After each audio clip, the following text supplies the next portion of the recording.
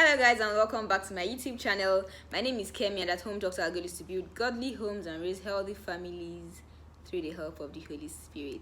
If this is your first time of coming, welcome to Home Talks, welcome to the family. If this is not your first time of coming, thank you for coming over and over and over again. It means a lot to me. Thank you very much. And if you are yet to subscribe, kindly subscribe, like and share this video as we go straight to what we have today, and that is third parties. 1, 2, 3. Marriage is a coming together of two people to become one. Then where are the third parties coming from? Actually, there are different people with different opinions on allowing third parties in the home, in their homes. Now, I'm not here to say allow third parties or don't allow third parties. I'm only here to share my opinion on third parties, whether or not to be or not to be.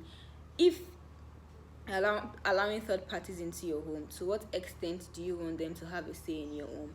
Should you allow third parties, or should you just block them out completely? This is this is the marriage between me and my spouse. No third parties, no extra person coming to see or have a say or stuff like that.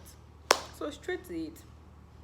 Third parties, personally to me, I believe that you don't allow third parties in your home. That's one thing.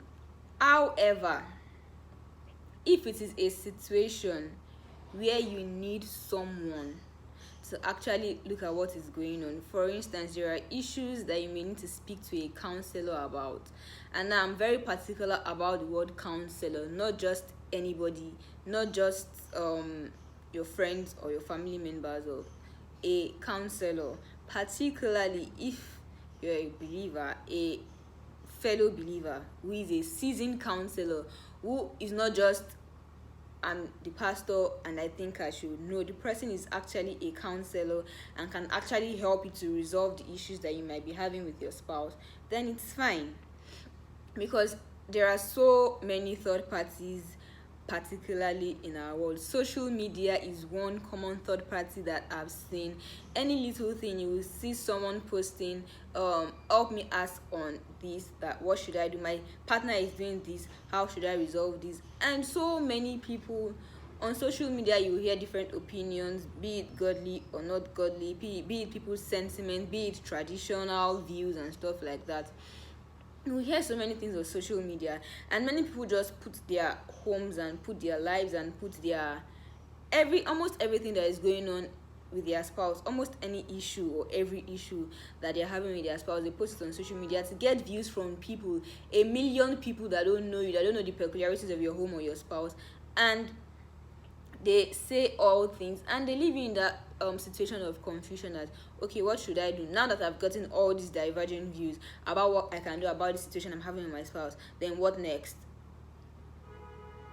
And so personally, I don't think, as much as possible, if you're not speaking to, if you know the person you're talking to is not a seasoned counselor, or you know that personally to me, I think social media should be even off it. Whatever it is that is going on with your home should be private, should be your personal business, not for the consumption of the public on social media. There are many people with ulterior motives. There are many people with bitter experiences that they might want to project their own experiences, their own issues on you, and you will do yourself a whole lot of good if you just take social media out of it. Then another set of people that people run to when they are having issues, that are third parties, are actually family members. Yeah, be it your father or your mother or your whatever. It's true that your parents have experiences more than you do. It's true that they have seen things more than you do, but as much as possible, limit the interference of your parents in your own relationship. Your parents' experiences are quite different from your own experiences, I believe.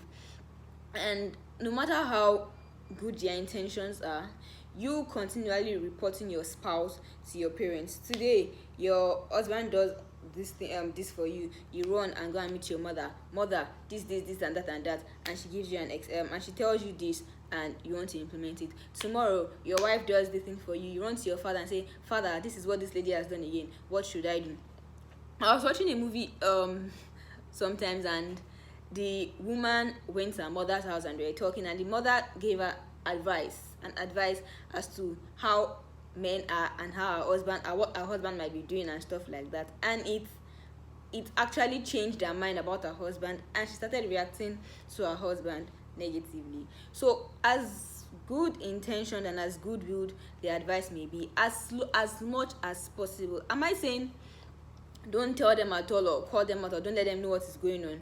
No, but as much as possible, deal with the issue you're having with your spouse by yourself. There's going to be emotional attachment and emotional sentiments to the advice your family members may give you. They'll want to be on your side even if you are the one in the wrong, because you are their person. It's going to take an extra intentional person not to actually attach emotions to any advice they want to give you. If your husband does something for you and you go and tell your mother, it's most likely that your mother will want to take your side against your husband. If your husband also does, if you do something and your husband reports you to his family members, it's most likely that they will want to take his side against your side, and you will start being at loggerhead, not with only your spouse but even your spouse's family and also your friends. Yes, they are the very good ones that will be there to support you, pray for you, give you godly counsel. But not everything that happens you run to your friend. Hey, this is it again. No, my husband is doing this again. No, my husband has done this again. No, my husband is about to do this again. If you cannot solve your issues, your friends should not be the next person you would run to and tell that this is what is going on, this is what is happening. Even your spiritual leaders, yes, they are pastors, they are, but not every time. Hello, pastor, it is this again. Hello, pastor, she has done this again. As much as possible, if at all you want to introduce a third party, if that spiritual leader is a counselor, you know him very well, he's going to give you biblical advice, fine, all well and good. But if your spiritual leader, you know the person is just a spiritual leader, is a pastor over the church or something like that, but not necessarily a counselor, the person may just be talking out of personal experience or out of traditional biases or anything. Let the benchmark be anybody that you want to go to, that you know and you're sure of, will not give you advice from the Bible, biblical advice that would actually see that you and your partner are coming together. Don't bother going to that person. If the person is not a seasoned marriage counselor, like we know that this person is good with counseling, is the aim of the person is neutral. The person doesn't know your partner or doesn't know you. The person is neutral. The person would give you seasoned biblical counsel on how to go forward.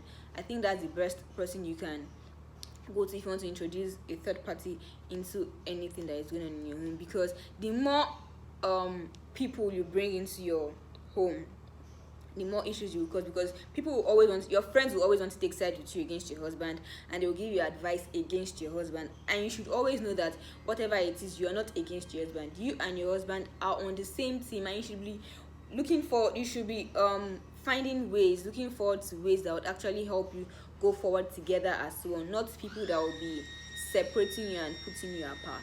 So as much as possible, as much as it lies in you, I believe you should cut off third parties from your home. And if and where necessary, you cannot handle it alone, or your partner is being stubborn or being unwilling, then you can take it out to someone that will give you biblical counsel, or you take it out to a seasoned marriage counselor that can help you solve the in your home. What are your views? What are your opinions? I know that there are many people with divergent views on this issue of third parties, and I would really love to hear from you and hear what you have to say. So do that in the comment section and let us interact. Don't forget to like, share, and subscribe to this video, and see you in my next video.